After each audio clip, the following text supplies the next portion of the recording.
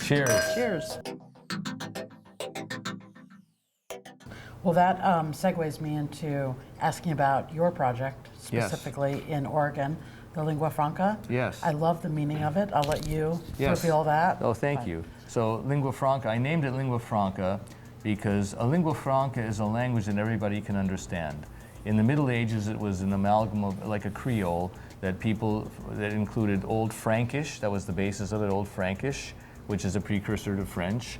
And it included, Old Italian languages. It included Church Latin. It included German. It included English, and it included Arabic, because the idea of trade was you go on the Silk Route to bring back spices to Europe, and you needed to be able to communicate with people along the way to make deals, to trade, to have diplomacy, so you wouldn't just wind up in a battle with the people you're going into, whose territory you're going into. And so. I think in the 17th and 18th century, French was the lingua franca of diplomacy in the world. It had replaced Latin, and today, of course, English, at least in the 19th and 20th century, English was the lingua franca of the world, and in the future it'll probably be Chinese because they're rising. And but we'll see. To this date, still English is kind of the lingua franca. But the idea is, a lingua franca is a universal language, so music is a lingua franca, mathematics is a lingua franca. I think the enjoyment of wine, good wine and food, is a lingua franca. It brings people together, and families come together, or should, at least before the days of the texting each other at the meal. It brings families together. They talk about their problems. They talk about the good things that have happened, and they bond together that way. And I think that's what lingua franca should be. I think wine is capable of bringing people from vastly different cultures together to share a common experience.